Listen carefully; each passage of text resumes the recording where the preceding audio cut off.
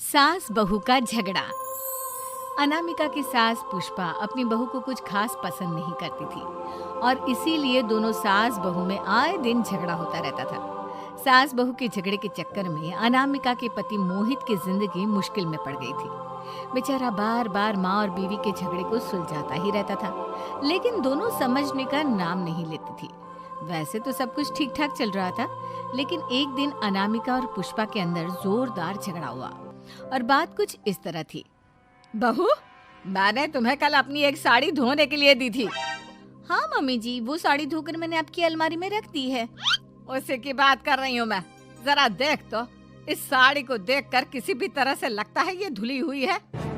अरे मम्मी जी, मैंने आपकी साड़ी वॉशिंग मशीन में अच्छे से धोकर सुखाकर आपकी अलमारी में तह बनाकर रखी थी। आपके तो नखरे खत्म ही नहीं होते।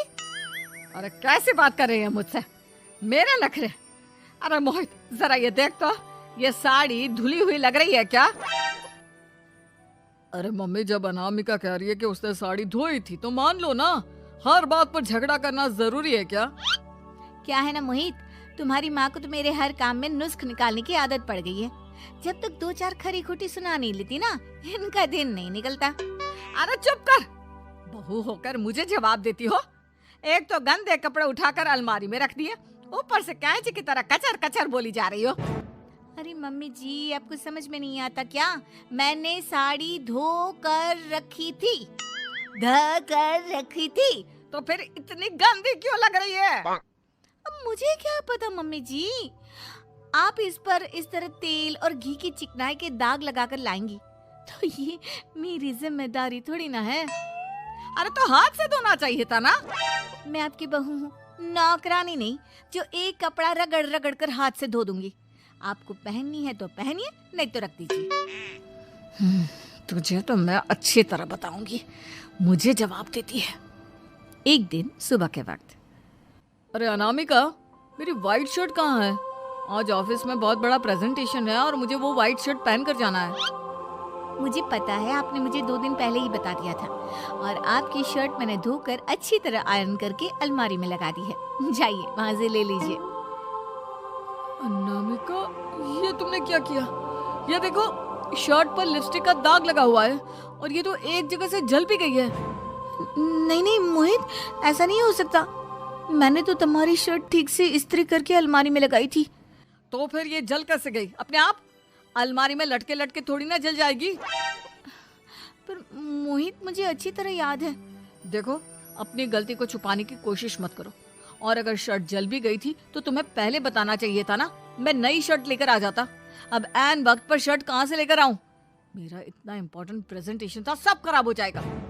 अरे बेटा, क्यों परेशान होता है? ये देख, मैंने तेरे लिए पहले से ही एक नई व्हाइट शर्ट ला कर रखी है। लेकिन मम्मी, आप मेरे लिए व्हाइट शर्ट क्यों लेकर आई? अरे मुझे पता था तेरा प्रेजेंटेशन होने वाला है और अपनी इस बहू पर तो मुझे बिल्कुल भी भरोसा नहीं। क्या पता मेरी साड़ी की तरह तेरी शर्ट भी गंदी करके रख देती। और देख, वही हुआ ना।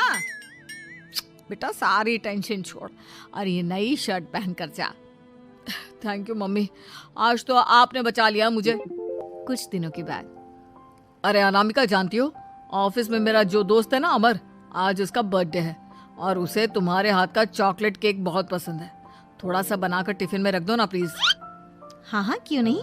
मैं बहुत अच्छा केक बनाकर आपके दोस्त के लिए रख दूंगी।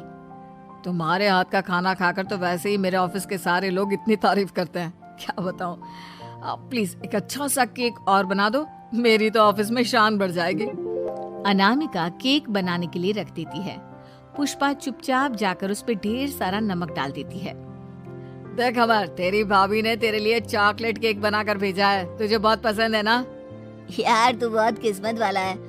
भाभी इतना अच्छा खाना बनाती है और साथ में केक भी।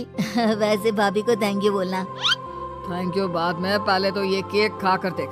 बहुत मेहनत से बनाया है अनामिका ने। अरे यार, इस केक में तो बहुत सारा नमक है। लगता है भाभी ने शक्कर की जगह खूब सारा नमक डाल दिया है। अरे मोहित, तू तो अपनी बीवी की कुकिंग की बहुत तारीफ करता फिरता है। जरा पूछना अपनी बीवी से, केक में नमक कब से डलने लग गया। क्या यार, तुझे भी मेरा ही जन्मदिन मिला था बिगाड़ने के लिए। केक नहीं लाना था तो मत लाता, कम से कम मुझे इस तरह नमक वाला केक तो नहीं खिलाता।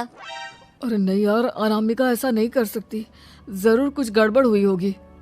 घर जाने के बाद अनामिका, अगर तुम्हारा केक बनाने का मन नहीं था तो ना बनाती, लेकिन मेरी बेइज्जती करवाने की क्या जरूरत थी? अरे आपकी बेइज्जती, ये आप क्या कह रहे हैं? मैंने तो सुबह आपको इतने अच्छे तरीके से केक बना कर दिया था।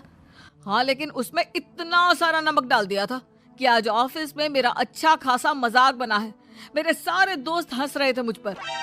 अरे बेटा, मैंने तो तुझे पहले ही समझाने की कोशिश की थी। एक नंबर की गैर जिम्मेदार है ये लड़की, कोई काम ठीक से नहीं करती। उस दिन भी गंदी साड़ी रख दी थी मेरी अलमारी में और झूठ बोल रही थी।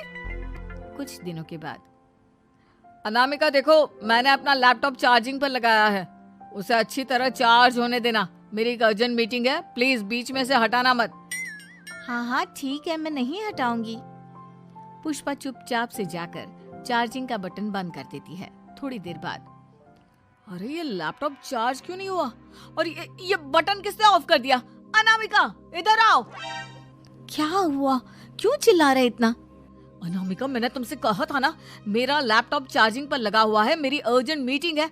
तुमने इसका स्विच ऑफ क्यों कर दिया? अरे मैंने ऐसा कुछ नहीं किया, मैं क्यों स्विच ऑफ करूंगी? कुछ दिनों से देख रहा हूँ अनामिका, तुम मेरा हर काम बिगाड़ देती हो।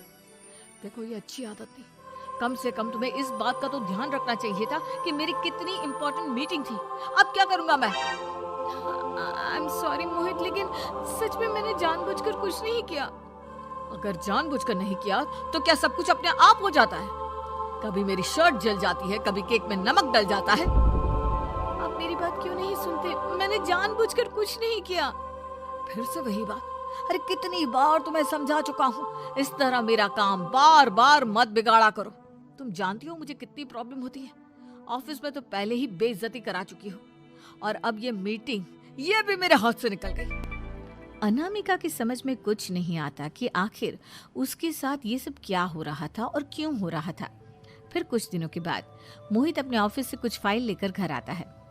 अनामिका, ये कुछ फाइलें हैं, इन्हें संभाल कर रख दो, और प्लीज इस बार ध्यान से, कोई गड़बड़ी नहीं होनी चाहिए। नहीं मोहित, कोई गड़बड़ी नहीं होगी। मैं सारी फाइल्स अलमारी में लॉक करके रखूंगी और चाबी अपने पास रखूंगी। अनामिका, जरा अलमारी की चाबी तो देना। क्यों मम्मी जी, आपको क्या काम है? उसमें मोहित की जरूरी फाइल रखी है और मैं नहीं चाहती कि इस बार कोई भी गड़बड़ हो। पता नहीं कुछ दिनों से हर काम खराब हो जाता है। अरे मुझे उसमें से पैसे निकालने हैं और उसके बाद ले लेना अपनी चाबी। मैं खा नहीं जाऊंगी तुम्हारे पति की फाइल। अनामिका को अपनी सास पर शक होता है। चाबी देने के बाद वो चुपचाप छुपकर अपनी सास की हरकत देखती है। ये फाइलें उठाकर डस्टबिन में डाल देती हूँ, फिर देखना कैसे मोहित इसकी खबर लेगा। इस बार तो छोड़ेगा नहीं इसे। वैसे भी पहले मैंने जो कुछ भी किया है उसकी वजह से अच्छी खासी डांट पड़ी है, मजा आ जाएगा। अच्छा तो ये बात है, सारा काम मम्मी जी बिगाड़ देती हैं, वो भी इसलिए क्योंकि मेरा उनसे झगड़ा हो गया है। सास के जाने के बाद अनामिका मोहित को बुलाकर लाती है। क्या हुआ अनामिका, क्या दिखाना है? ये देखिए, आपकी फाइल डस्टबिन में पड़ी हुई है। इसीलिए तो कहा था संभाल कर रखना, और तुमने उठाकर ये फाइल डस्टबिन में डाल दी। मैंने नहीं, तुम्हारी मम्मी ने डाली है, मुझसे बदला लेने के लिए, ताकि तुम मुझे डांटो। और अगर मैंने डाली होती तो मैं तुम्हें दिखाने के लिए बुलाकर तो नहीं लाती ना। सही कह रही हो, मैं अभी मम्मी से जाकर बात करता हूँ। थोड़ी देर बाद, मम्मी सच सच बताइए, मेरी फाइल अलमारी में से निकालकर डस्टबिन में आपने डाली थी ना? अरे अपनी माँ पर इल्जाम लगाता है, शर्म नहीं आती तुझे? मैं इल्जाम नहीं लगा रहा हूँ मम्मी, जो सच है वही पूछ रहा हूँ। अब जल्दी से बताइए आपने ऐसा क्यों किया? अरे तो क्या करती, तेरी बीवी मुझसे झगड़ा करती है, उल्टे सीधे जवाब देती है, मुझे उससे बदला लेना था। अरे मम्मी, लेकिन आप दोनों के झगड़े के चक्कर में मेरा कितना नुकसान हुआ है, ये कभी सोचा आपने? मम्मी जी, अगर आपका बदला पूरा हो गया हो तो आइंदा ऐसी कोई हरकत मत करना, क्योंकि अब आपकी सच्चाई हमारे सामने आ चुकी है। यह तो वक्त ही बताएगा मैं क्या करूंगी और क्या नहीं। मम्मी जी, कहा ना आप ऐसा कुछ नहीं करेंगी। अरे मेरी जो मर्जी आएगी वो मैं करूंगी। मेरा सर घूम रहा है। सास बहू के झगड़े में मेरी जिंदगी का तो कचरा हो गया है।